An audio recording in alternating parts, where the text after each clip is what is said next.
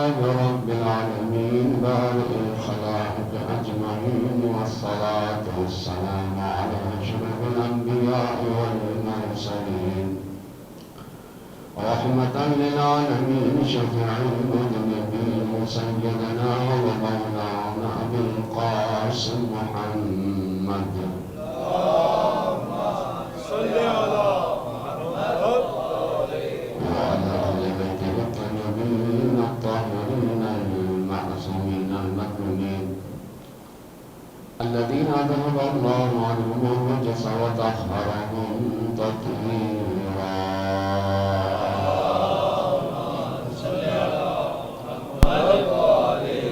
لا سيما بقية الله الأعظم في الأرض وحي أرواح العالمين لتراب مقدمه فداء، ولعنة الله على أعدائهم أجمعين من الآن إلى قيام يوم الدين، ومنكر فضائلهم وواسع حقوقهم. أما بعد، فقد قال الله سبحانه وتعالى في كتابه المبين وهو أصدق القائلين: بسم الله الرحمن الرحيم. إن الله لا يغير ما بقوم حتى يغيروا ما بأنفسهم. اپنی عزاداری کی قبولیت کے لیے زمانہ غیبت میں ولایت و محبت اہل بیت و ثابت قدمی اور امام زمانہ کے ظہور میں تعجیل کے لیے بلند صلوات.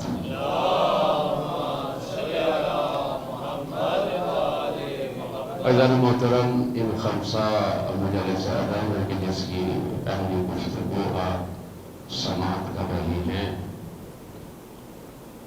سورہ رعد کی 11ویں آیت کا ایک حصہ سرنامہ کلام قرار دیا، کہ جس میں ارشاد رب العزت ہے: ان اللہ لا یغیر ما بقوم حتی یغیروا ما بانفسهم. اس کی آواز اگر تھوڑا سا کم.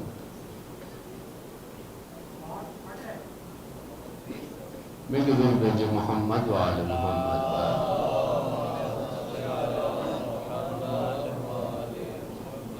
اگر جو سامعین اطراف میں بیٹھ رہے ہیں اگر تھوڑا سا سامنے آ جائیں تو اس میں یہ ہوتا ہے کہ مجھے گفتگو کرنے میں تھوڑی سی آسانی ہوتی ہے. اگر زحمت نہ ہو تو جو ہے تھوڑا سا سامنے آئیں گے تو اس میں یہ ہوگا کہ گفتگو کرنے میں لطف آتا ہے. بلکہ دل بھیجے محمد وآل محمد پر.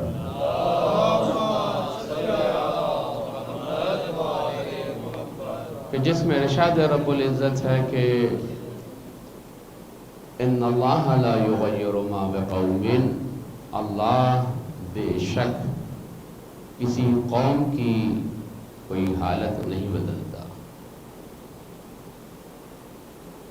حتی یغیروا ما بانفسہم، مگر یہ کہ وہ اپنی حالت خود نہ بدلے. یہ آیہ مجیدہ مختصر الفاظ میں جو ایک ظاہراً سطر کے برابر ہے، ایک ایسے قانون کی طرف ہماری توجہ کو مبذول کرا رہی ہے جو انسانی زندگی پر محیط ہے. اور جب بھی کوئی انسان اس الہی قانون سے سرپیچی کرے گا وہ اس کے عواقب کا حقدار قرار پائے گا. اور اگر انسان ان الہی قوانین کے عین مطابق زندگی بسر کرے گا تو اس کے فیوزات و برکات اس کے شامل حال ہوں گے. بس اس بنا پر کتاب خدا قرآن مجید ایک ایسے قوانین کا مجموعہ ہے کہ جو خداوند عالم نے اپنے علم لدنی کے تحت ہم تک پہنچایا ہے. اور یہ مجموعہ قوانین ہمیں اپنی زندگی پر اپلائی کرنا ہے، نافذ العمل بنانا ہے. اسی طریقے سے جس طرح اہل بیت علیہم السلام کو خداوند عالم نے اس قرآن صامت کے ساتھ قرآن ناطق قرار دیا، اور جیسے کہ حدیث مبارکہ میں ہے کہ انی تارکن فیکم الثقلین کتاب اللہ عزتی و اہل بیتی، میں تمہارے درمیان دو گرا قدر چیزیں چھوڑے جا رہا ہوں، ایک کا نام قرآن ہے اور ایک کا نام اہل بیت ہے۔ جب تک تم ان دونوں سے تمسک اختیار کیے رہو گے میرے بعد کبھی گمراہ نہیں ہوں گے۔ یعنی دونوں سے تمسک ضروری ہے، ایک قرآن صامت مجموعہ قوانین اور ایک قرآن ناطق یعنی انہی قوانین کی عملی تفسیر۔ پس جس طرح تھیوری اور پریکٹیکل، جس طرح آپ کے کالجز میں اور اسکول میں پڑھایا جاتا ہے، جس چیز کی تھیوری ہوتی ہے اسی کا پریکٹیکل ہوتا ہے، جس چیز کا پریکٹیکل ہے اسی کی تھیوری پڑھائی جاتی ہے۔ تو تھیوری اور پریکٹیکل میں ایک مطابقت ضروری ہے، ہم آہنگی ضروری ہے۔ مثال کے طور پر اگر آپ نے جو ہے وہ تھیوری پڑھائی ہے E=mc²، روشنی کا فارمولا آپ بتا رہے ہیں، اسپیڈ آف لائٹ بتا رہے ہیں، لیکن آپ پریکٹیکل جو ہے وہ کوئی کیمسٹری کا کوئی میکینزم بتا رہے ہیں، یہ نہیں ہو سکتا۔ اسی طرح قرآن و اہل بیت ایک دوسرے کی تکمیل کرنے والے ہیں، ایک دوسرے کے مکمل ہیں، ایک دوسرے کے ہم وزن ہیں۔ انی تارکن فیکم الثقلین کا جملہ یہ بتا رہا ہے کہ جس طرح قرآن حجت ہے اہل بیت حجت ہیں، قرآن نور ہے اہل بیت نور ہیں، قرآن من جانب اللہ ہے اہل بیت من جانب اللہ ہیں، قرآن معصوم ہے اہل بیت معصوم ہے، قرآن الی الابد ہے اہل بیت الی الابد ہے، قرآن اللہ کی طرف سے سند لے کے آیا ہے تو اہل بیت بھی اللہ کی طرف سے سند لے کے آیا۔ بس دونوں کی اطاعت جو ہے وہ ضروری ہے۔ لہذا یہ مجموعہ قوانین ہمیں اس طرف متوجہ کرتا ہے کہ ہم ان قوانین کو خواہ و قرآن کریم میں مکتوب صورت میں مجموعہ قوانین کی صورت میں بیان کیے گئے ہوں یا اہل بیت علیہ السلام کی زندگی میں ہمارے سامنے آئے ہوں۔ اب اہل بیت کی زندگی کے دو حصے تصور کر سکتے ہیں۔ قرآن واضح معلوم ہے، یعنی جب سے سرکار اس دنیا میں آئے قرآن کا نزول ہوا، 23 برس کی زندگی میں قرآن نازل ہوا، اور اس کے بعد آپ کی خدمت میں عرض کروں یہ قرآن تا قیامت جاری و ساری ہے اور ہدایت اور روشنی دے رہا ہے۔ اہل بیت علیہ السلام بھی چونکہ ہم وزن قرآن ہیں، وہی کام جو قرآن کا ہے وہی کام اہل بیت کا ہے۔ میں مقایسہ پیش کر دوں، قرآن و اہل بیت کہاں سے آئے ہیں، کس لیے آئے ہیں، کہاں تک ایک ساتھ رہیں گے۔ وہ نور ہے یہ بھی نور، وہ ہدایت یہ بھی ہدایت، وہ من اللہ یہ بھی من اللہ، وہ الی اللہ یہ بھی الی اللہ۔ تو ساری چیزیں جب وہاں سے ہیں تو اہل بیت بھی وہیں سے ہیں۔ اور اہل بیت کی زندگی کے دو حصے ہیں، ایک ان کا زمانہ حضور ہے اور ایک زمانہ غیبت ہے۔ زمانہ حضور کسے کہا جاتا ہے؟ یعنی جب معصوم آپ کے پاس اپنی جسمانی زندگی کے ساتھ موجود ہو، قابل دسترسی ہو، آپ اس سے جا کر جسمانی رابطہ برقرار کر سکے، اس کو کہا جائے گا زمانہ حضور، یعنی امام معصوم حاضر ہیں۔ اور یہ کب تک تھا؟ یہ 260 ہجری تک اہل بیت ہمارے درمیان رہے۔ 260 کے بعد کیا واقعہ پیش آیا؟ امام زمانہ عجل اللہ تعالی فرجہ الشریف، آواز آپ کی صلوات کی جاندار نظر نہیں آ رہی مجھے۔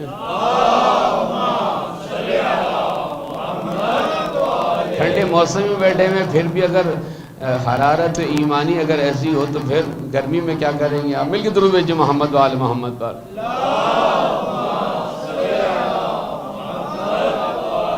زمانہ حضور واضح ہو گیا۔ زمانہ غیبت یعنی جب امام پردہ غیب میں ہے، امام غائب نہیں ہے، توجہ رکھیے گا، امام غائب نہیں ہے، صرف ایک پردہ ہے جو ہماری سماعتوں پر ہماری بصارتوں پر ہے، وَإِلَّا وہ ہم سے زیادہ موجود ہے۔ گفتگو آئے گی تو عرض کروں گا، بلکہ یہی پہ عرض کر دیتا ہوں، غائب کسے کہا جاتا ہے؟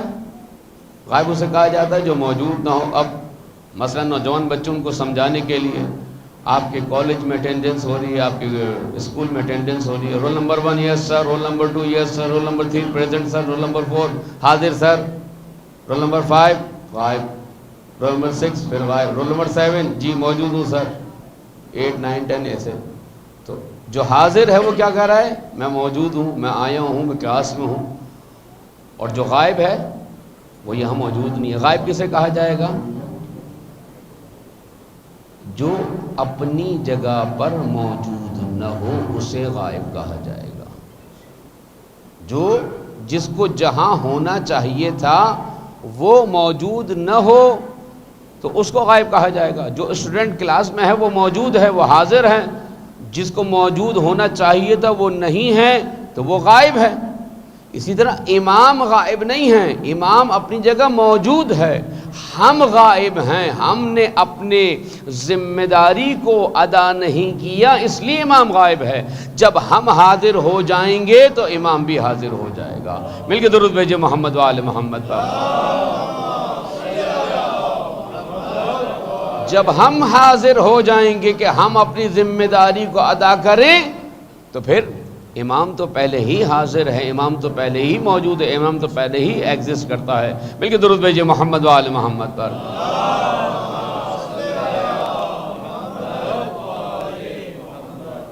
زمانہ حضور تقریباً 250 برس، یعنی ہجرت سے لے کر اگر آپ لگائیں 260 برس، 250 برس، 260 برس، یہ زمانہ حضور اہل بیت کا، اور 1150 سال سے زیادہ ہو گئے امام کی غیبت کو، یعنی تقریباً 4 ٹائم زیادہ ہے زمانہ غیبت، 4 گنا زیادہ ہے۔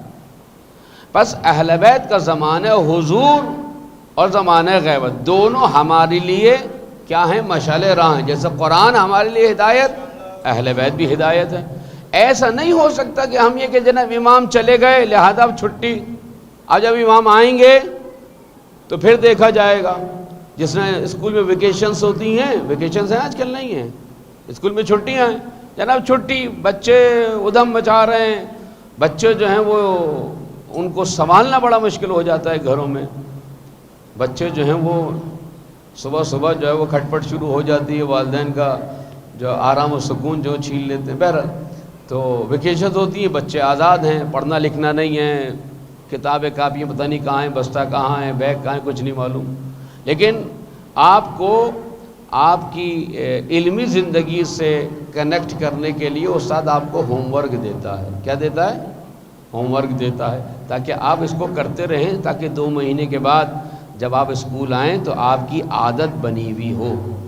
زمانہ غیبت ویکیشنز کا نام نہیں ہے، توجہ ہے، زمانہ غیبت چھٹیاں نہیں ہیں کہ امام بس اگر نہیں ہے تو بس چھٹی جو مرضی چاہے کرو، نہیں، امام موجود ہے، امام حاضر ہے، مجھے اس زمانہ غیبت میں ایک ہوم ورک دیا گیا ہے، اور وہ ہوم ورک یہ ہے کہ میں امام زمانہ کے ظہور میں تعجیل کے لیے کام کروں۔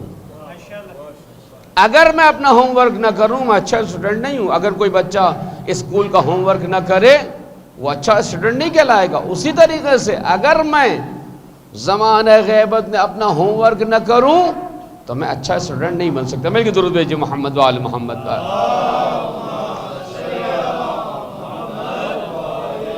تو یہ جو مجموعہ قوانین ہے، خواہ وہ قرآن کریم میں ہو یا اہل بیت علیہ السلام کی زندگی میں، یہ سب ہماری ہدایت کے لیے ہے، سب ہماری نجات کے لیے، سب ہماری یوں کہوں مغفرت کے لیے، سب ہمیں نورانی بنانے کے لیے ہے۔ اب آئیے موضوع کی طرف۔ موضوع ہمارا یہ ہے کہ قرآن کریم میں قوموں کے عروج و زوال کے اسباب۔ بہت ساری قومیں ایسی تھیں ماضی میں جو فرسٹ ڈویژن آئی تھی، ٹاپ کیا تھا انہوں نے، لیکن وہ اپنے اس میڈل کو باقی نہیں رکھ سکی، اور پھر کیا ہوا؟ آہستہ آہستہ وہ ڈکلائن کا شکار ہوتی چلی گئی، تنزل کے شکار ہوتی چلی گئی، یہاں تک کہ خداوند عالم ان کے بارے میں فرماتا ہے کہ وہ بدترین قوموں میں ان کا شمار ہونے لگا۔ قرآن کریم میں ایسی بہت ساری مثالیں ہیں، تقریباً 7-8 مثالیں میں آپ کے سامنے عرض کروں گا، چونکہ آج پہلی گفتگو ہے لہذا چاہتا ہوں موضوع سے متعلق کچھ نکات عرض کر کے اپنی اصل گفتگو میں والد ہو جاؤں۔ مل کے درود بھیجئے محمد و آل محمد پر۔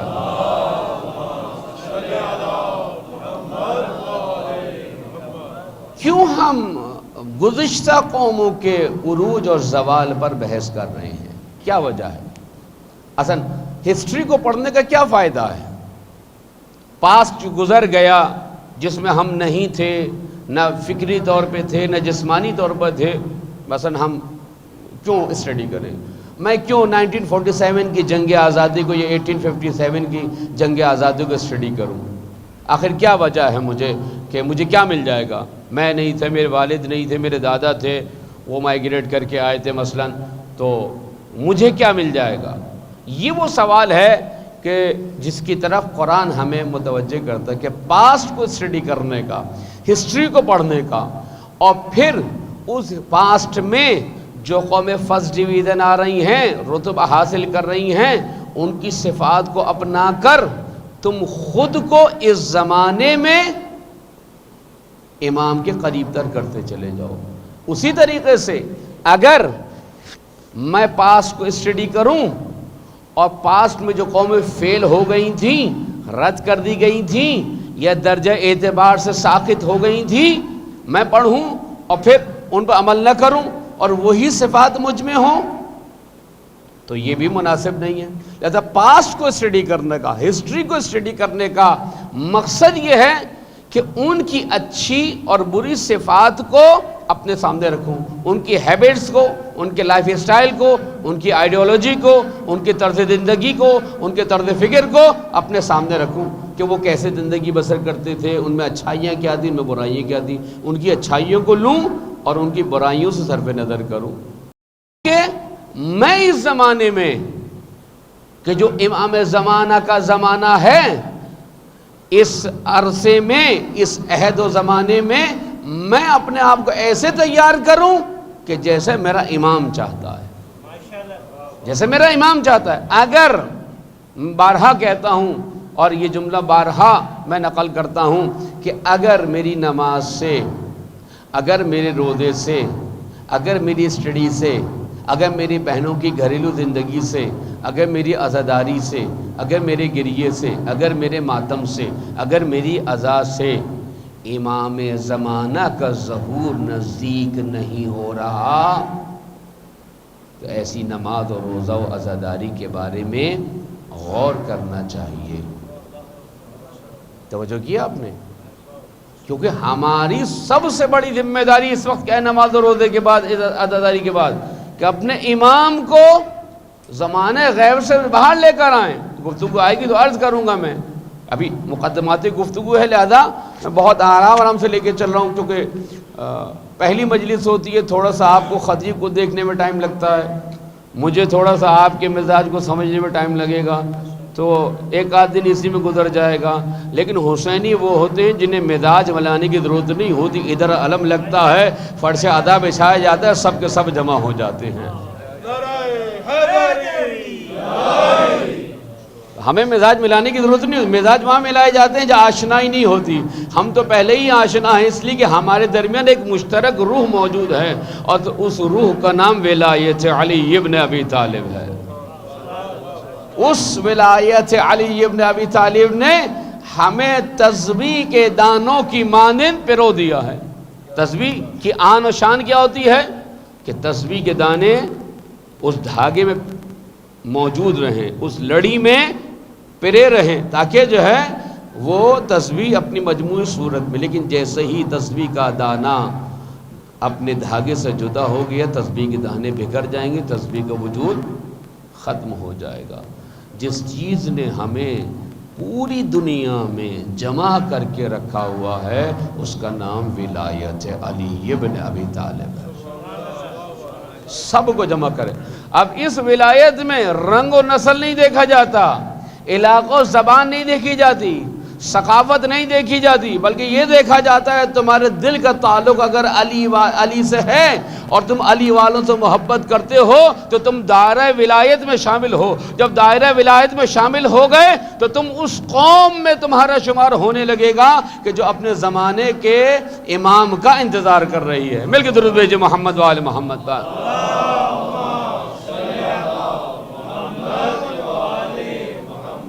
تو پاسٹ کو اسٹڈی کرنے کا کیا فائدہ ہے کہ میں اپنے آپ میں دیکھوں۔ اب پاسٹ کی ایک بہت ہی واضح سی مثال میں نوجوان بچوں کے لیے، کربلا کو بار بار کیوں پڑھا جاتا ہے؟ کربلا کو بار بار کیوں سنایا جاتا ہے؟ بھائی کسی کی عمر 20 سال ہے تو کم سے کم وہ 5-6 سال 10 سال سے تو واقع کربلا سن رہا ہے. کسی کی عمر 40 سال ہے تو 10 سال نکال دیجئے، 30 سالوں سے سن رہا ہے. ہر سال ایک ہی واقعہ، چند ہی شخصیات، ایک ہی قسم کا جہاد. آخر اس کی کیا وجہ ہے؟ کیوں بار بار ہم کربلا کو ریپیٹ کر رہے ہیں؟ کیوں کربلا کے واقعے کو دہرایا جا رہا ہے؟ کیوں بار بار ہم چند شخصیات کے جہاد کو، علم کو، استقامت کو، صبر کو بیان کر رہے ہیں؟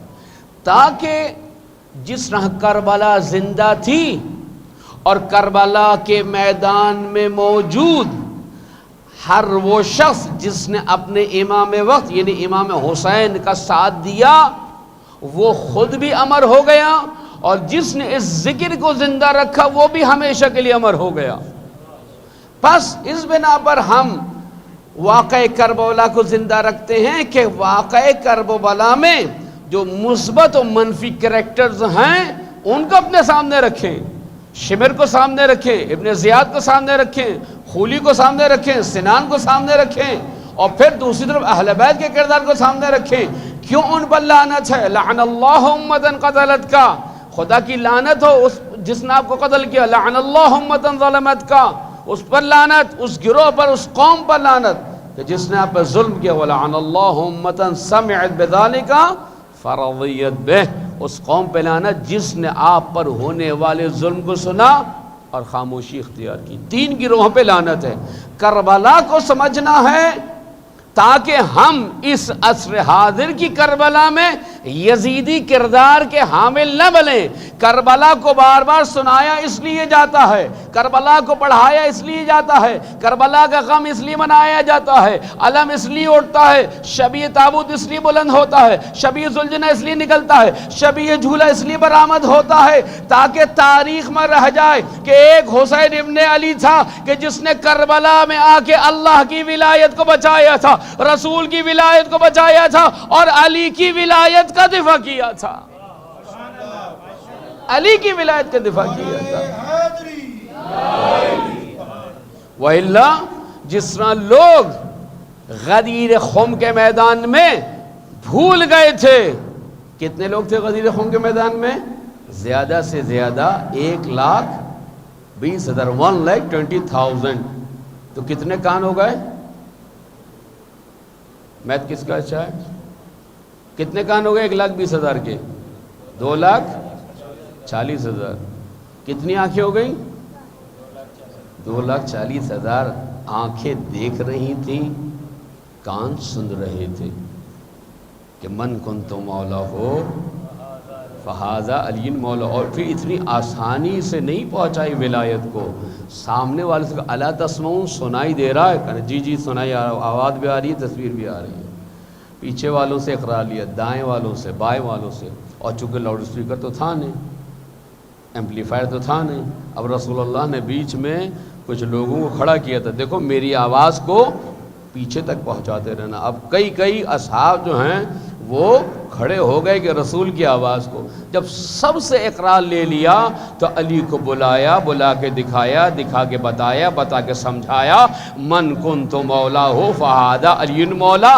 اتنے اقرار کے باوجود بھی جب گواہی لی جانے لگی تو کہنے لگے ہمارا حافظہ کمزور ہو گیا ہے، ہماری میموری میں وائرس آ گیا ہے، ہمیں سنائی نہیں دے رہا تھا، ہمیں دکھائی نہیں دے رہا تھا. تو ولایت علی کو 1,20,000 صحابہ کے مجمع میں بھول گئے یا تعویلیں کرنے لگے. تو اب اسی علی کے بیٹے کے غم کو، کربلا کو اس لیے بنایا جاتا ہے کہ کہیں تم جس طرح تم نے غدیر کا انکار کیا تھا کہیں تم کربلا کا انکار نہ کرنے لگ جاؤ.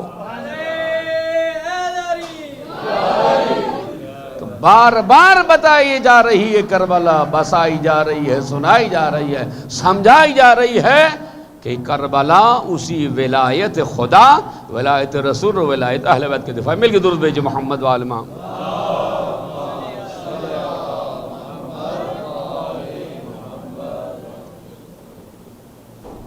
ایک درود خود بھی بھیج دینا، آپ میرے انتظار میں رہیں گے.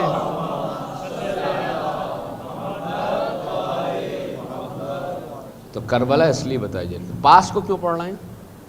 تاکہ زمانہ، شیطان، نفسانی خواہشات ہم پر مسلسل حملے کر رہے ہیں۔ ہو نہیں سکتا کہ ہم انتظار کریں اور شیطان کچھ نہ کرے، دجال کچھ نہ کرے، دشمن کچھ نہ کرے، میڈیا کچھ نہ کرے، ہو نہیں سکتا۔ یہ سب ہم پہ حملہ آور ہو رہے ہیں، لہذا اپنی پروٹیکشن کے لیے، اپنی حفاظت کے لیے، اپنے دین اور عقیدے کی تحفظ کے لیے ہمیں کیا کرنا ہے؟ پاس کو پڑھنا ہے، تاکہ ہم ان یزیدی کردار سے بچتے ہوئے حسینی کردار کو اپناتے چلے جائیں۔ مل کے درود بھیجیں محمد و آل محمد۔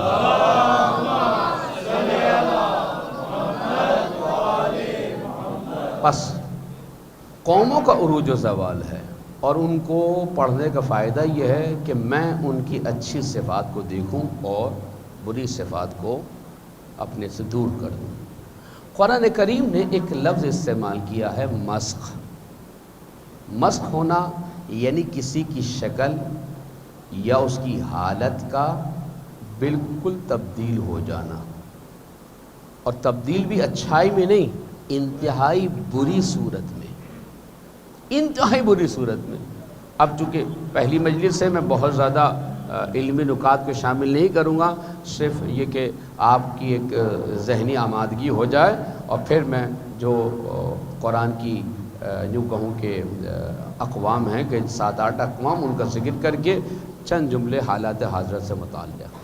تو موضوع آپ کے سمجھ میں آ گیا کہ قرآن کریم میں قوموں کے عروج و زوال کے اسباب کیا سبب تھا۔ ایک قوم بہت گول میڈل لیتی ہے اور وہی قوم جو ہے وہ نابود ہو جاتی ہے۔ کیا وجہ تھا؟ قوموں کو مسخ کر دیا گیا۔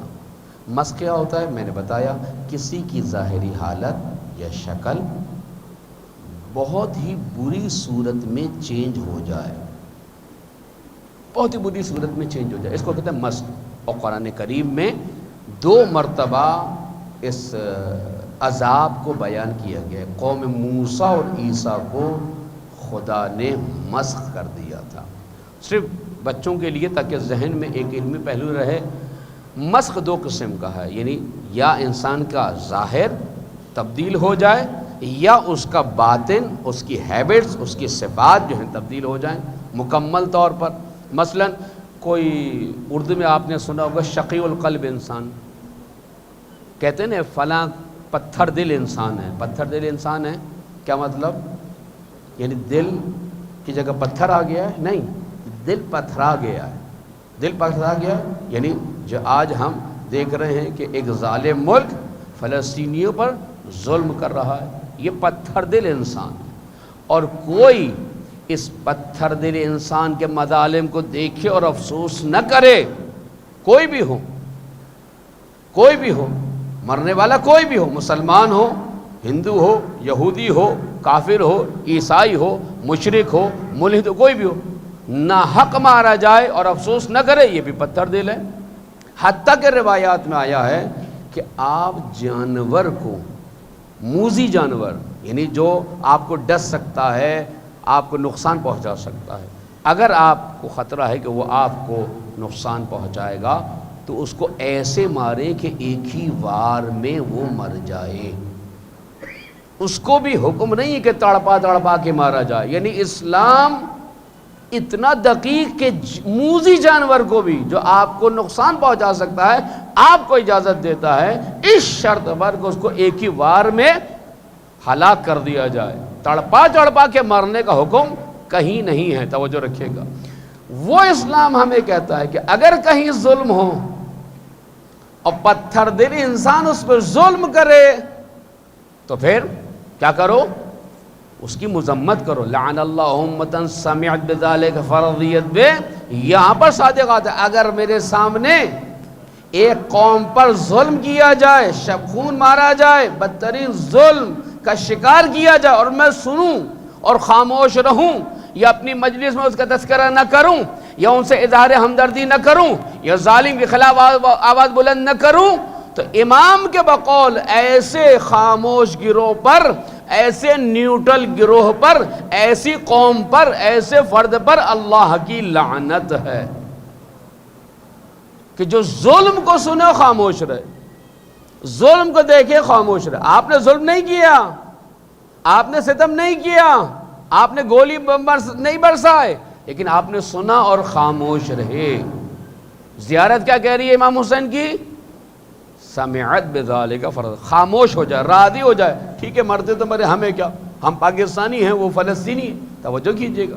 لہذا مسخ دو صورتوں سے، ایک ظاہر اور ایک باطن، اور قرآن کریم میں دونوں استعمال ہوا ہے۔ مفسرین نے یہ کہا ہے، اس میں بھی اہل سنت شامل ہیں، کہ مسخ سے مراد یہ جو حالت چینج ہو رہی ہے ان کی، یہ روحانی طور پر ہیں، جسمانی طور پہ نہیں ہے۔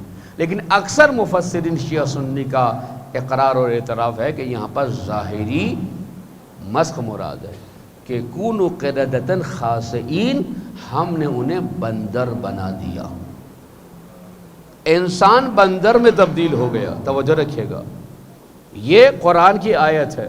اب اس کے سائنٹیفک اصول کیا ہو سکتے ہیں، میں فی الحال اس میں وارد ہونا نہیں چاہتا، کیونکہ ہمارے موضوع سے خارج بحث ہے، وإلا بہت ہی خوبصورت بحث ہے کہ کیسے انسان بندر میں تبدیل ہو سکتا ہے۔ اب وہ ڈارون کی تھیوری کو میں یہاں پر لے کے نہیں آؤں گا کہ انسان جو ہے بندر سے بنا ہے، نہیں، جو ایلیویشن کا جو قانون ہے کہ ارتقاء ہے، بندر سے بنا تھا اور دوبارہ جو ہے وہ ختم ہو جائے گا، نہیں، میں اس وادی میں نہیں جانا چاہ رہا ہوں، وہ سیمینار کا موضوع ہو، مجلس کا موضوع نہیں ہے، لیکن بندر بنا دیے گئے۔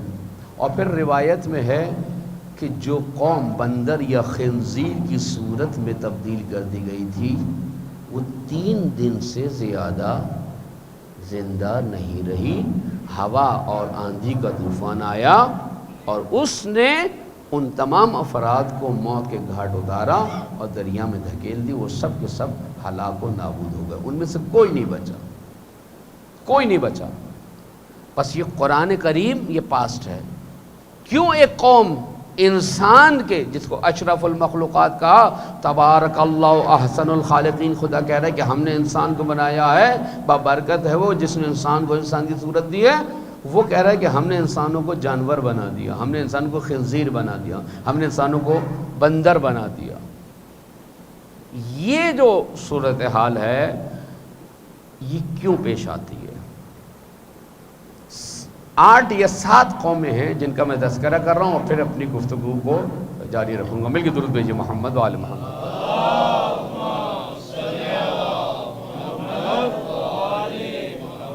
اور چونکہ ایک ٹیچر ہوں، پروفیسر ہوں، تو اسی حساب سے میں حالات حاضرہ اور خصوصاً جو حاضرین مجلس ہیں ان کے لیے بھی ایک میسیج دیتا ہوں، انشاءاللہ جو گفتگو آئے گی تو عرض کروں گا۔ ایک دفعہ مل کے درود بھیجیے عظمت محمد و آل محمد۔ 8 قومیں ہیں کہ جن کو ان کے عمل کی وجہ سے عذاب کا سامنا ہوا۔ بہت اچھے تھے، اچھے ہو سکتے تھے، اچھے بن سکتے تھے، لیکن اپنے نبی کی بات نہیں مانی، ان کے مد مقابل آ گئے، ان کی تعلیمات اور پریچنگز کا اتباع نہیں کیا، کیا ہو کہ وہ تباہ و برباد ہو گئے۔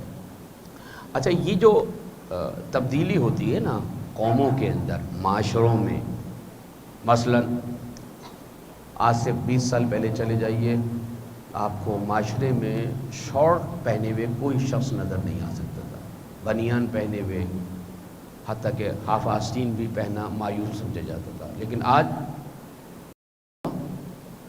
کہ شارٹ پہننا جو ہے وہ ایک عام سی بات ہو گئی ہے، خواتین کا بے حجاب نکلنا عام سی بات ہو گئی ہے، تنگ لباس پہننا، باریک لباس پہننا نارمل ہو گیا ہے۔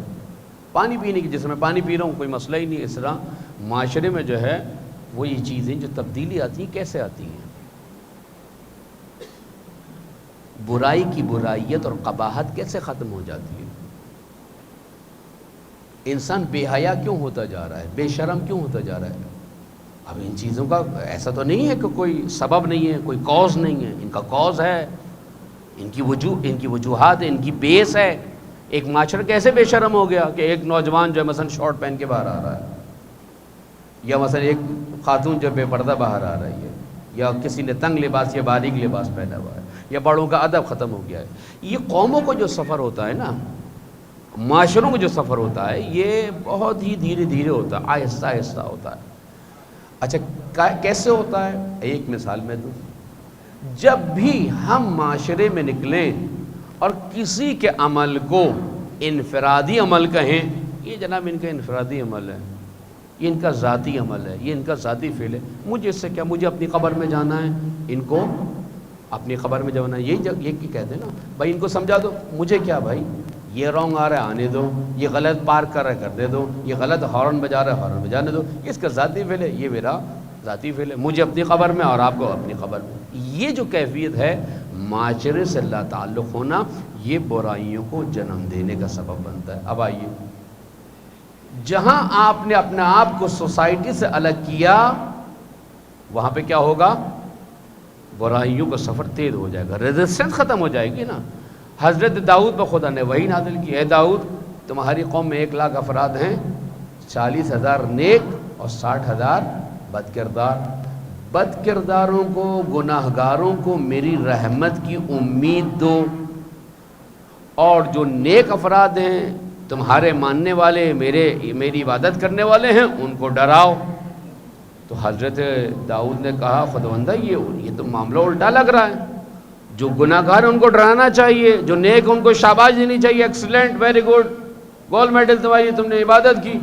جو گناہ کر رہا اس کو ڈراؤ، دھمکاؤ، تھوڑا سا خوف زدہ کرو کہ بھائی غلط راہ پہ نہیں جاؤ، غلط چیز نہیں کرو۔ یہ الٹا کیوں؟ خدا نے کہا اس لیے کہ تمہاری قوم کے نیک افراد نے نیکیوں کا حکم دینا اور برائیوں سے روکنا چھوڑ دیا ہے۔ جب معاشرے سے ریزسٹنس ختم ہو جائے برائیوں کے مقابلے میں، تو پھر معاشرہ کیا ہے؟ ظاہری بات ہے کہ جو گناہ کرے وہ کھل کے گناہ کرے گا۔ بھائی مجھے کیا، ان کو اپنی قبر میں جانا ہے، مجھے اپنی قبر میں جانا ہے۔ ایک مثال میں دوں، پہلے بھی دے چکا ہوں، ایک دفعہ مل کے درود بھیجیے محمد وآل محمد کا۔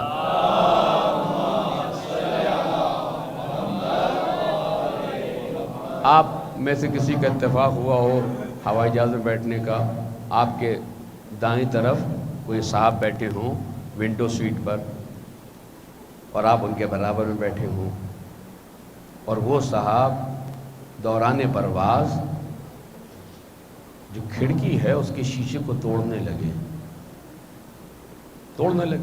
آپ ان کو دیکھیں گے ایسے کر کے، سیدھا تو بیٹھے نا، ماشاءاللہ جزاک اللہ، بھائی یہ ان کا انفرادی فعل ہے، ماشاءاللہ، بھائی ذرا جلدی توڑیے گا، اچھا سا توڑیے گا، عمدہ سا توڑیے گا۔ کیا کہتے ہیں؟ یہی کہتے ہیں۔ مثال تبدیل کر دوں، آپ کشتی میں بیٹھے ہوں، آپ کے برابر میں ایک صاحب جینٹل مین بیٹھے ہوں، اور وہ اپنی سیٹ کے نیچے سوراخ کر رہے ہوں، آپ دیکھیں ماشاءاللہ بھائی سوراخ کرے، ذرا بڑا سا سوراخ کیے گا، یہ ان کا انفرادی فعل ہے، مجھے کیا، ان کو اپنی قبر میں جانا ہے، مجھے اپنی قبر میں جانا ہے، تھوڑی دیر بعد دونوں کی خبر تیار ہوگی۔ وہاں کیوں نہیں کہتے ان کے انفرادی فعل ہے؟ فوراً ہاتھ پکڑ لیتے ہیں، جہاز کے عملے کو بلا لیں گے، بھائی یہ تو خود بھی ڈوبے گا، ہمیں بھی لے ڈوبے گا۔ لہذا قومیں، معاشرے جب ریزسٹنس ختم ہو جائے اچھے لوگوں کی طرف سے، تو پھر برائیوں کا سفر تیزی سے ہو جاتا ہے۔ یہ کربلا کی درسگاہ ہے کہ بار بار کربلا کو پڑھایا اور سمجھایا جاتا ہے، اگر حسین نہ ہوتے، کربلا نہ ہوتی تو پوری دنیا یزیدی ہو چکی ہوتی۔ بار بار حسین پڑھا کر یاد دلا کے یہ بتایا جاتا ہے اگر یزیدیت ہے تو حسین کا جہاد بھی آج بھی موجود ہے۔ مل کے درود بھیجئے محمد وآل محمد کا۔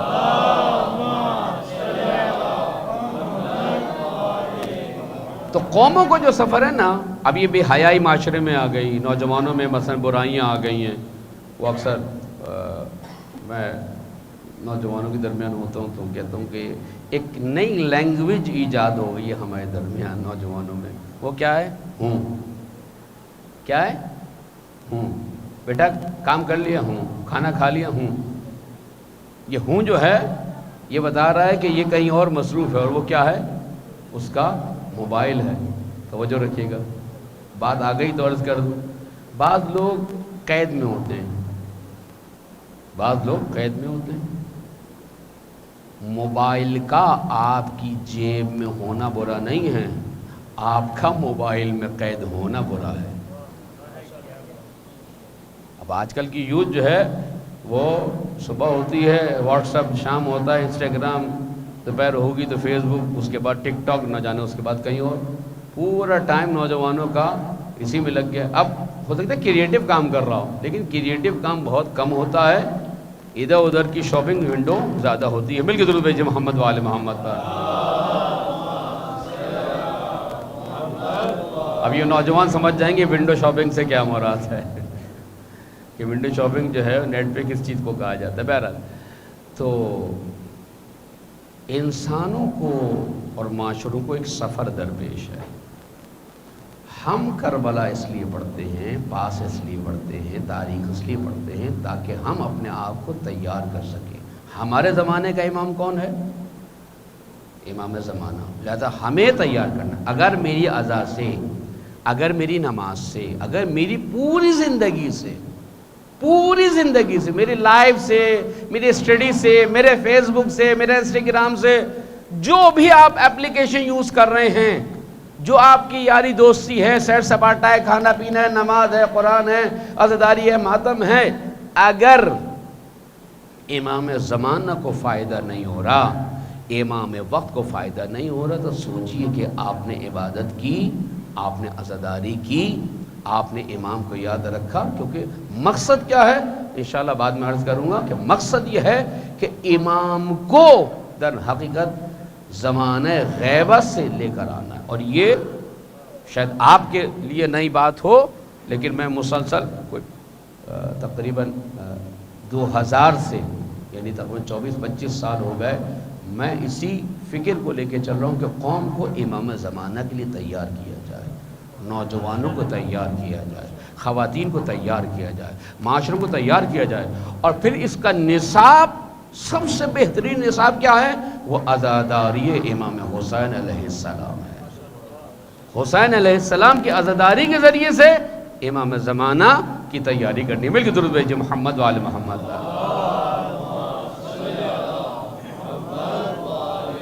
اگر اس سے اور بہتر اور جاندار درود بھیجیں.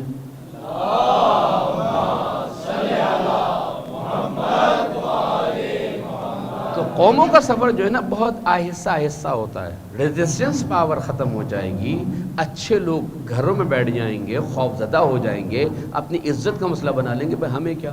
اب عزاداری میں بھی بہت سارے غلط کام ہو رہے ہیں. سوشل میڈیا کا دور ہے، ادھر سے آپ نے کلک کیا، تصویر کھینچی اور ویڈیو بنائی، آنن فانن پوری دنیا میں پھیل گئی. اب یہ واقعات آ رہے ہیں نا، برائیاں آ رہی ہیں عزاداری میں. کیوں ایک نوجوان کھڑے ہو کر فلاں کبھی منظر کو فلما رہا ہے؟ بھائی تم فلما رہے ہو تو جا کے سمجھا بھی تو سکتے ہو، گائیڈ بھی تو کر سکتے ہو، بتا بھی تو سکتے ہو، لیکن تم اس کو فلما رہے ہو.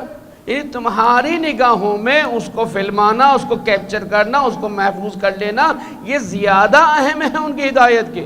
کاش اس کو فلمایا نہ جاتا اور جا کر ان کو سمجھایا جاتا تو برائی وہیں دم توڑ دیتی، وہیں دم توڑ دیتی. اور شاعر نے کیا خوب کہا ہے، ابھی جو لگایا گیا ہے درخت، ابھی جو لگایا گیا ہے درخت، وہ ایک آدمی سے اکھڑ جائے گا، مگر کچھ زمانہ گزر جو گیا، بہت سوں سے مل کر نہ ہل پائے گا. برائی کو پہلے مرحلے پر اگر آپ نے روک دیا، یہ ابتدائی مرحلے میں جو اسٹیپس میں، بہت آسانی سے برائی کا مقابلہ ہو جائے گا. لیکن اگر وہ جم گئی، روٹس مضبوط، جڑیں مستحکم، پھر جو ہے اس کا مقابلہ کرنا مشکل ہو جائے گا. لہذا انبیاء کی زندگی میں قومیں مسخ ہوئی ہیں، تبدیل ہو گئی ہیں.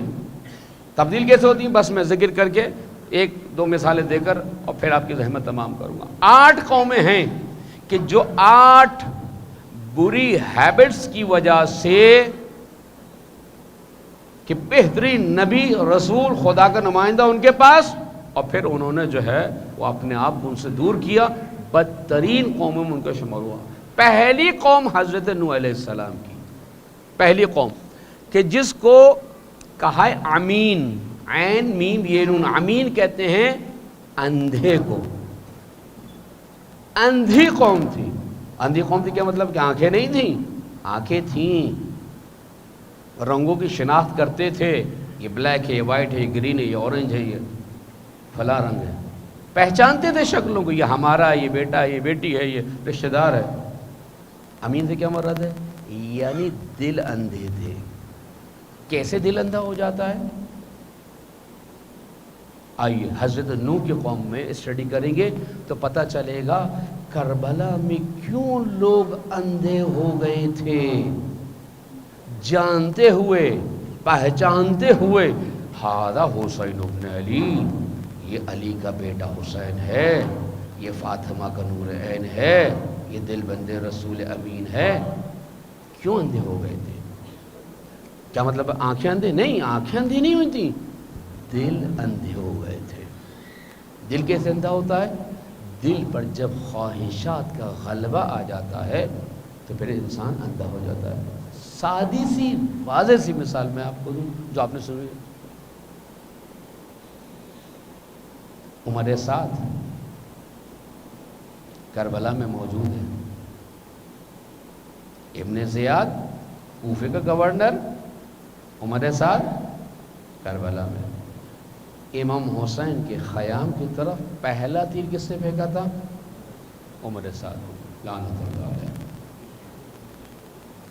جو حضرت کربلا گئے ہیں امام حسین کی طرف، ایک بازار ہے حرم کی طرف، وہاں پر ایک مقام ہے کہ جہاں پر امام حسین کا مکالمہ ہوا ہے، ڈائلاگ ہوا ہے عمر سعد سے، وہاں پہ امام نے نصیحت کی ہے۔ مال دنیا کی محبت کی وجہ سے کہ اسے شہر رے آج کا جو شہر رے ہے، ٹھیک ہے، وہ ایک زمانے بہت بڑی سلطنت تھی، بہت بڑی ملکیت تھی، اسے شہر رے کہا جاتا۔ تہران کو تہران کیوں کہتے ہیں پتہ ہے آپ کو؟ تہ کہتے ہیں نیچے کو، تہ میں بیٹھ گیا، خاک تہ میں بیٹھ گئی، یعنی نیچے بیٹھ گئی۔ تہران تھا، یہ تہرے تھا اصل میں، یہ یعنی رے اتنا بڑا تھا، اور تہران جو اس وقت شہر ہے وہ بہت چھوٹا سا ایک قصبہ، ایک گاؤں تھا، ایک ڈسٹرکٹ تھا۔ اس بڑی سلطنت کی وجہ سے تہران کو، اس لیے تہران کا یعنی اس کی انڈر میں تھا، وہ اتنی بڑی سلطنت تھی۔ یزید نے ابن زیاد کو یہ وعدہ دیا تھا کہ تجھے وہاں کی گورنرشپ دی جائے گی، گورنری دی جائے گی۔ امام حسین نے کہا کہ دیکھو میرے قتل سے ہاتھ اٹھا لو، تمہیں ایک دانہ گندم کا نصیب نہیں ہوگا۔ دنیا کی محبت اتنی زیادہ ہو جائے کہ انسان معصوم کے قتل پہ آمادہ ہو جائے۔ تھوڑی دیر کی میں اس لیے کہتا ہوں کہ کربلا کو روایتی انداز سے مت دیکھیں، لاجک کی نگاہ سے دیکھیں، عقل کی نگاہ سے دیکھیں، اور پھر دیکھیں یہ محبت کہیں مجھ میں تو نہیں۔ ابن ملجم کون ہے؟ مولا علی کا سپاہی ہے، صحابی ہے، پیچھے نماز پڑھنے والا ہے، شب زندہ دار قرآن پڑھنے والا، لیکن ایک عورت کی محبت جب دل پر حاکم ہو گئی، سوچنے سمجھنے سے محروم، اندھا، دل کا اندھا، اور پھر مولا علی کے قتل پہ آماد ہوتا ہے۔ یہ دو مثالیں میں دے رہا ہوں، اس کے مد مقابل پازیٹیو ایگزامپلس بھی ہیں، میں وہاں پہ ابھی نہیں جا رہا۔ انسان کا دل، حضرت نوح کی قوم اندھی تھی، کس وجہ سے اندھی؟ دو تین مثالیں دوں اور پھر آپ کی گفتگو کا آگے بڑھاؤں۔ سرکشی، دلوں کا اندھا ہونا، اور اندھی تقلید۔ ایک حضرت ہود کی قوم، بت پرستی، منحرف عقیدہ، آیات خدا کا جھٹلانا، جس کی وجہ سے مکذبین کہا ہے ان کو۔ تین سمود، قوم سمود، نافرمانی، طبقاتی نظام، تکبر، برائی کو فروغ دینا، دوسروں کے فائدوں کو اپنے نام سے استعمال کرنا، مفسدین کہا ہے قرآن نے۔ چار حضرت لوط کی قوم، شہوت پرستی، انحراف جنسی، مسرفین کہا ہے۔ قوم مدین، شرک، برائی، کم فروشی، توجہ رکھیے گا، ان کو خاسرین کہا ہے۔ قوم فرعون، نسلی طبقاتی نظام، ضعیف لوگوں پر اپنی حکمرانی جمانا، ان کو کہا ہے مستکبرین۔ قوم بنی اسرائیل، خدا کے عہد و پیمان کو توڑنا، ان کو مغضوبین کہا ہے۔ اور جدید قوم بنی اسرائیل کیا ہے؟ خدا کے دین کو چھوڑ کر نئی آئیڈیالوجی کو، منحرف آئیڈیالوجی کو اپنا لینا، خدا کے نظام اور کتاب اور نبی کی باتوں کو بلا دینا اور دنیا کی پرستش کرنے لگ جانا، ان کو ظالم کہا ہے۔ یہ 8 قومیں ہیں کہ جو بالکل تباہ و برباد ہو گئی۔ ہم اس لیے اسٹڈی کر رہے ہیں کربلا کے فرش عزا پہ بیٹھ کر کہ ہم یہ دیکھیں کہ ہم آمادہ و تیار ہیں امام کے لیے یا نہیں۔ یا پھر کہہ رہا ہوں کہ اس عزاداری کا فائدہ دیکھیں۔ آپ موبائل کو چارج کرتے ہیں، تھوڑی دیر میں بیٹری بتا دیتی ہے کہ موبائل چارج ہو گیا۔ اگر چارج نہیں کر رہا ہوتا تو اس کے کیبل کو ہلا جلا کے دیکھتے ہیں، پلگ کو دیکھتے ہیں، لائٹ آ رہی نہیں آ رہی، بٹن صحیح ہے۔ مجھے یہ بتائیے کہ آپ کتنے سال سے عزاداری کر رہے ہیں؟ 10 سال، 20 سال، 30 سال، 40 سال، 50 سال، مختلف جتنا سن ہے اس کے حساب سے کر رہا ہے۔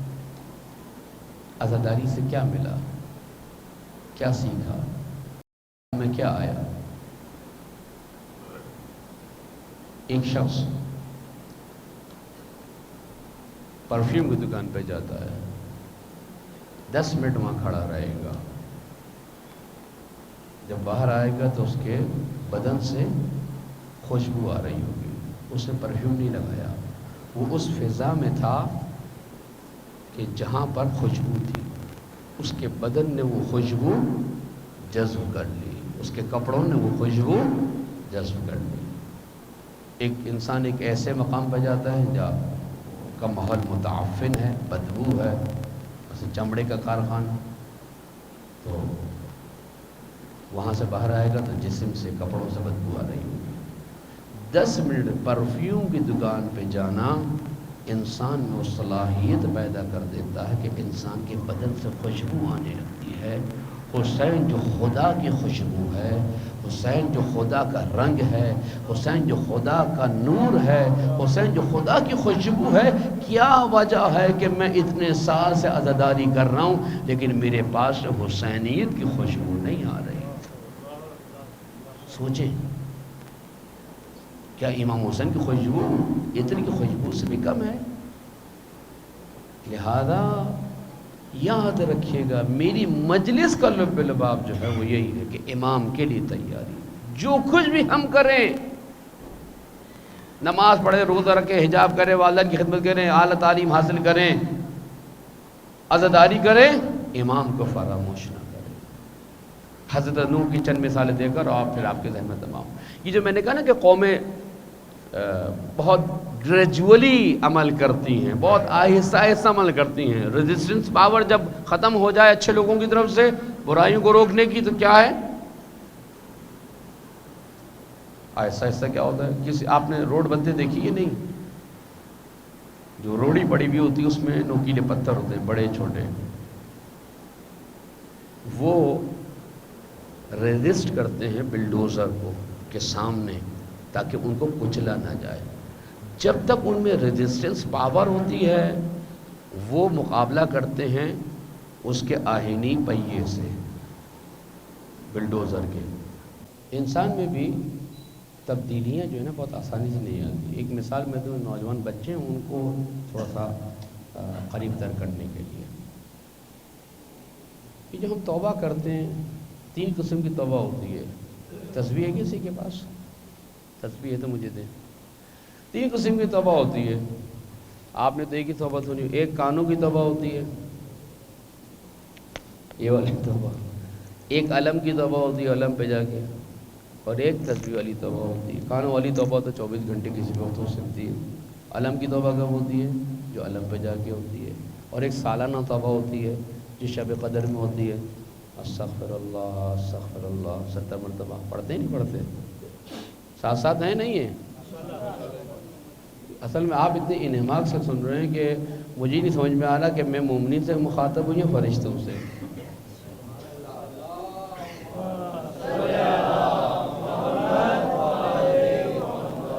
تو ایک کانوں والی توبہ ہوتی ہے 24 گھنٹے میں کسی وقت ہو سکتی ہے، ایک علم والی توبہ علم پہ جانے کے لیے آپ اس میں محتاج ہوتے ہیں، اور ایک سالانہ توبہ ہوتی ہے۔ یہ جو استغفر اللہ کہہ رہے ہوتے ہیں، کیا یہ واقعی توبہ ہوتی ہے؟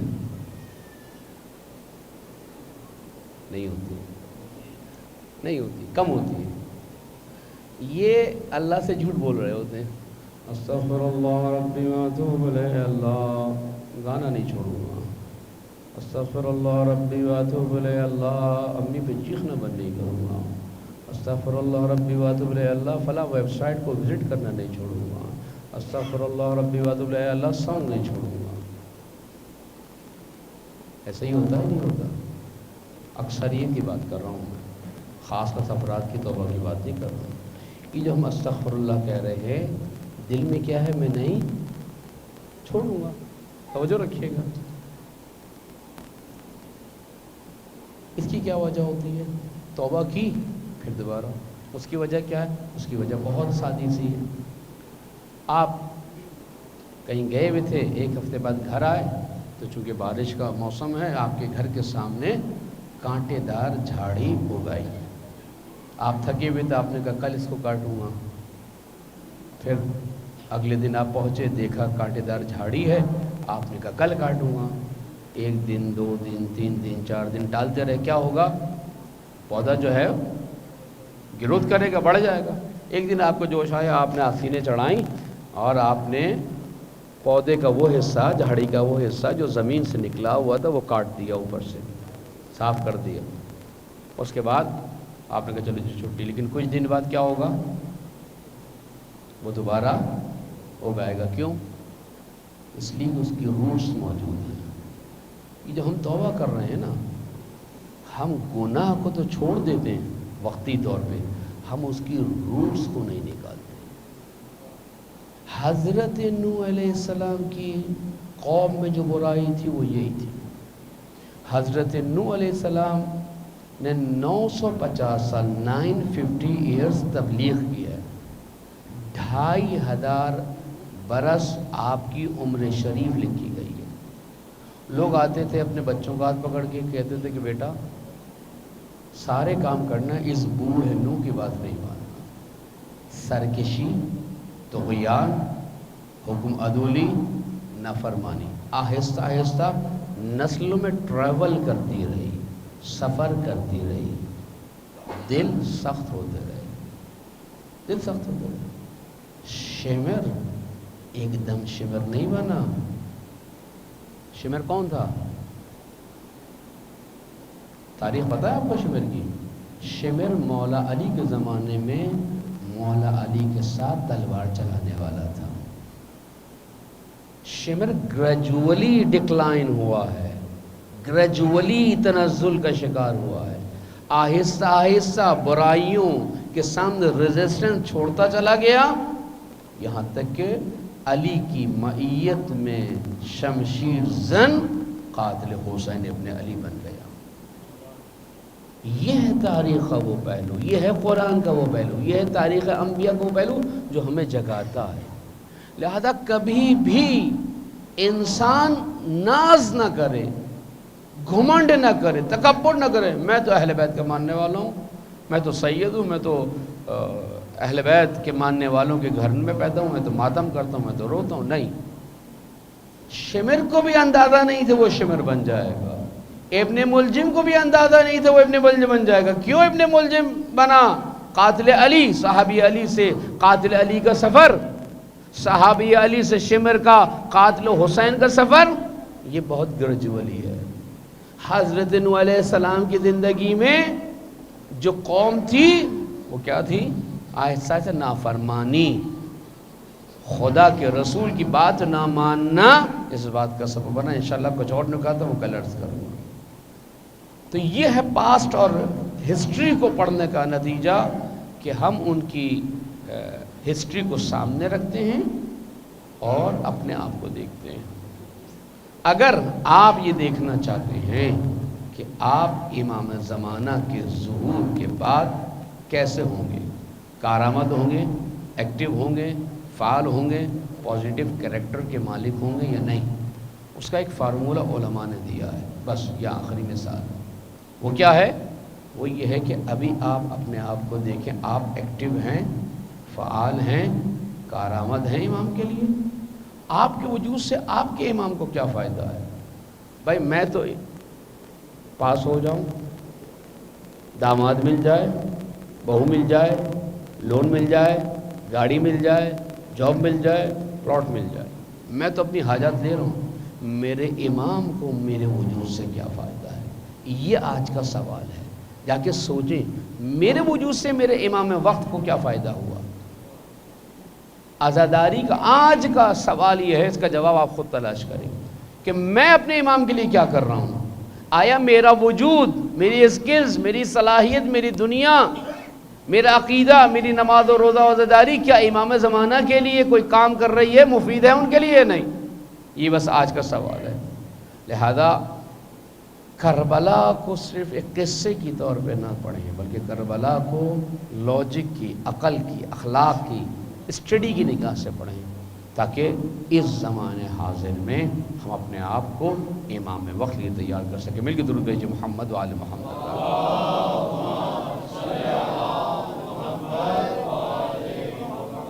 लिहाजा ये खमसा मजालिस से ये हमारा मौजू रहेगा, आहिस्ता आहिस्ता लेके चलेंगे। आज चूँकि इब्तदाई गुफ्तगू थी, मुमकिन है थोड़ी सी खुश्क भी हुई हो, लेकिन इंशाल्लाह आगे आगे आएगी। इसलिए कि बहरहाल देखें, हमारा एक मिजाज बना हुआ होता है मजलिस आज़ा को सुनने का। ज़ाहिर बात है कि मैं जो स्टडी करता हूँ, ये जो स्टडी की मैं अपने हिसाब से कोशिश करता हूँ कि बेहतर से बेहतर डिलीवर कर सकूँ, पहुँचा सकूँ बात को। ज़ाहिर बात है कि आपका भी एक मिजाज बना हुआ होता है, आपने मुख्तलिफ़ खुतबा को सुना हुआ है, तो आप उसी मिजाज के तहत आते हैं। लेकिन कोशिश ये करें कि आप जहाँ जाएँ ये देखें कि आपकी आज़ादारी से इमाम को क्या फ़ायदा है। मैं आज़ादारी से चाहता हूँ मेरे गुनाह माफ़ हो जाए, मैं जन्नत पर चला जाऊँ, जवारे मासूम मेरी जगह मिल जाए, इमाम हुसैन जो है मुझे अपनी ग़ुलामी में कबूल कर ले, सब कुछ मैं चाह रहा हूँ मुझे मिल जाए। लेकिन क्या मैं इमाम के लिए मुफीद हूँ? क्या मैं अपने इमाम के लिए कुछ कर सकता हूँ? ये वो सवाल है जो हमें इस आज़ादारी में तलाश करना है। और यही वो चीज़ थी कि जिसे हर शहीद करबला अपने ज़हन और क़ल्ब में बसाए हुआ था कि मैं अपने इमाम के लिए क्या कर सकता हूँ। हबीब हूँ, मुस्लिम हूँ और सजा हूँ, या अहले बैत के घर वाले हो, हज़रत अब्बास अलमदार हूँ, हज़रत अली अकबर हूँ, कासिम हूँ, मौला मोहम्मद हूँ, अब्दुल्ला हूँ, कोई भी हूँ, हर शहीद करबला ये देख रहा था कि मैं अपने इमाम के लिए क्या कर सकता हूँ। बस करबला इस जहद से, करबला है एक आफताब और उसकी तनवीरें बहुत। लिहाजा करबला की अज़ा में, करबला के सोग में, करबला के पैगाम में वो दर्द मौजूद है जो आज भी हम इंसानों को ख्वाब गफलत से जोड़ता है, हमें मादियत की ज़िंदगी से निकालता है और हमें इमाम हुसैन की तहरीक और उनका हम सफ़र बनाता है। और फिर इस तरीके से हम दर हकीकत आगे बढ़ते हैं। वाक़ई करबला इमाम सज्जाद अलैहिस्सलाम से पूछिए, 35 बरस गिरिया किया है। आज चाहता हूँ कि इमाम के कुछ विदा हैं कि जो मैदान करबला में इमाम हुसैन ने अंजाम दिए हैं, वो आखिरी मुलाकातें हैं कि जो इमाम अली मुकाम ने अंजाम दी हैं। 4-5 विदा लिखे गए हैं इमाम के। पहला विदा ये है कि जब हज़रत अब्बास अलमदार की शहादत हो चुकी और अलम लेकर आए हैं, जनाब सकीना मुंतज़िर थी कि चचा पानी लेकर आएंगे, लेकिन अलम आया, अलमदार ना आया। जनाब सकीना ने पूछा, चचा मेरा चचा कहाँ है? इमाम हुसैन ने कहा, बेटा वो तराई में शान कटा के सो रहा है। जनाब सकीना ने कूज़ा फेंका और कूज़ा फेंकने के बाद बाबा के दामन से लिपट गई। बाबा मेरा मुझे चचा ला दो, मैं अब पानी नहीं मांगूंगी। और उसके बाद मौला अब्बास के खेमे में गए। मेरा मौला हुसैन कुछ नहीं कहा, बीबियाँ मुंतज़िर थी। जनाब ज़ैनब को इल्म था, वो देखना चाहती थी हुसैन शहादत अब्बास का कैसे ऐलान करते हैं। जाकर अमूद खेमा को हुसैन ने गिरा दिया। हुसैन के इस फेल से खेमा ज़मीन पे बैठ गया। वाह मोहम्मदा व अब्बासा की सदाएं बुलंद होने लगी। اللہ اکبر۔ عزادارو بس اس کے بعد کچھ ہی دیر بعد امام حسین علیہ السلام آخری رخصت کو آئے ہیں۔ بیویوں نے گھیرا ڈال لیا، محرم بیویاں ساری بیویاں جمع ہو گئیں۔ امام حسین جب بیویوں کو پتہ چلا امام حسین جا رہے ہیں تو واہ مصطفیٰ واہ حسینہ واہ غربتہ کی صدائیں بلند ہوئی۔ ہاں اب وقت غربت آ گیا، اب وقت شام غریب آ گیا۔ اللہ اکبر۔ امام حسین رخصت ہوئے بیویوں کے درمیان سے۔ اس کے بعد دوسری رخصتی جو لکھی گئی ہے، دوسری وداع جو لکھا گیا ہے، خیمے میں آئے جناب زینب کے بعد جناب زینب سے کہا اے میری بہن، میری ماں کے ہاتھ کا بنا ہوا کرتا مجھے لا دو۔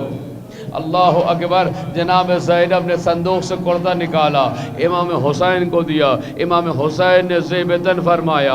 اس کے بعد ایک دفعہ جناب زینب نے امام حسین سے کہا بھائیا اب تم جا رہے ہو، چاہتی ہو اماں کی ایک وصیت پوری کر دوں؟ کہا بتاؤ بہن کیا بات ہے؟ کہا کہ اماں نے کہا تھا جب حسین وقت آخر کو یہ کرتا لینے آئے تو اب اس کے بعد حسین نہ ہوگی۔ دیکھو زینب میں نہ ہوں گی، میری طرف سے حسین کے گلے کے بوسے لے لینا۔ ارے حسین کے خشک گلے پر خود خنجر کے وار ہوں گے۔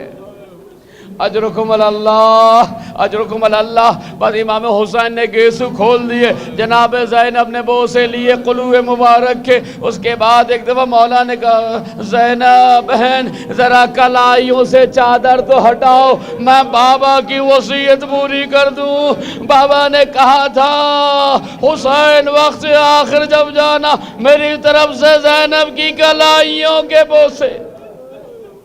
اجرکم اللہ۔ بھائی نے بابا کی وصیت، بہن نے ماں کی وصیت پوری کی۔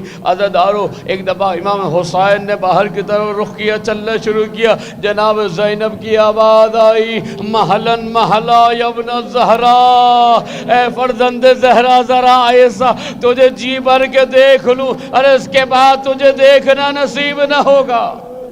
یہ ایک وداع ہے اور آخری وداع وہ ہے۔ ایک دفعہ گھوڑے پر بہن نے سوار کیا، حسین آگے بڑھنا چاہتے تھے مگر گھوڑے نے آگے بڑھنے سے انکار کیا۔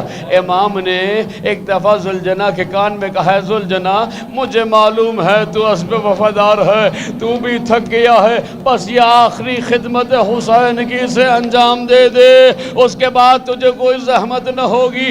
گھوڑے نے سر جھکا لیا، ایک بچی کے رونے کی آواز آئی جو گھوڑے کی ٹانگوں سے لپٹی فریاد کر رہی تھی اے میرے بابا کے ذوالجناح، ارے میرے بابا کو رن میں نہ لے کے جا، ارے جو بھی گیا وہ واپس زندہ نہیں۔ اجرکم اللہ۔ عزادارو خدا تمہارے آنسوؤں کو، تمہارے اس غم کو محفوظ رکھے، خدا کوئی غم نہ دے سوائے غم حسین کو۔ عزادارو جب تم گریہ کرتے ہو ایک کالے برقع پہ بی بی جنت البقیع سے آتی ہے تمہارے ساتھ ہم گریہ۔ اجرکم اللہ۔ بس میرا مولا بیٹھ گیا، زمین پہ اتر گیا، سکینہ کو گلے لگایا، سکینہ بیٹا ہم جا رہے ہیں، دیکھو بیٹا اب ضد نہ کرنا، اب تک تم بابا کے سینے پہ سوتی تھی، اب ماں کے پاس سونا، دیکھو دیکھو بابا کے سینے کی ضد نہ کرنا، ماں جہاں سلائے سو جانا۔ میں کہوں مولا صاف صاف کیوں نہیں کہتے تھے؟ شاید مولا کہیں ایسا کہ ارے سکینہ چھوڑیے سمجھ نہیں سکے گی، ارے کیسے تماچے، کیسے ننگے پیر دوڑنا ہوگا گاڑوں پر۔ بس حسین نے یہ کہہ دیا بیٹا جہاں ماں سلائے سو جانا۔ ایک دفعہ سینے سے لگایا، سلا لیا حسین نے۔ سکینہ نے یہی کہا تھا نا بابا ایک بار اور مجھے گود میں لے لو، بابا ایک بار سینے سے لگا لو، بابا اب مجھے بتاؤ کہاں ملاقات ہوگی۔ ہاں عزادارو بس امام حسین رخصت ہوئے، یہ ایک آخری وداع تھا، اور آخری وداع وہ ہے جب 11 محرم کو قافلہ جا رہا تھا، ارے بیویوں نے لاش حسین کو دیکھا، اپنے آپ کو گرانا شروع کیا۔ عزادارو جب کسی کے گھر میت ہو جاتی ہے اور کوئی چھوٹا بچہ میت سے لپٹتا ہے تو محرم آگے بڑھتے ہیں، اسے سینے سے لگاتے ہیں، سر پہ ہاتھ پھیرتے ہیں، ارے سکینہ بابا کے لاشے پہ آئی ہے، رسن بستہ ہے۔ لیکن سکینہ کو کیسے جدا کیا گیا؟ ارے سکینہ کو کیسے جدا کیا گیا؟ رسن بستہ ہے، ارے زینب گود میں نہیں لے سکتی، سینے سے نہیں لگا سکتی، ارے سکینہ کو بابا کے لاشے سے جدا کیا۔ ارے کوئی تماچے مارتا تھا، کوئی تعزیہ نے۔ اللہ لعنت اللہ علی القوم الظالمین وسيعلم الذين ظلموا أي منقلب ينقلبون.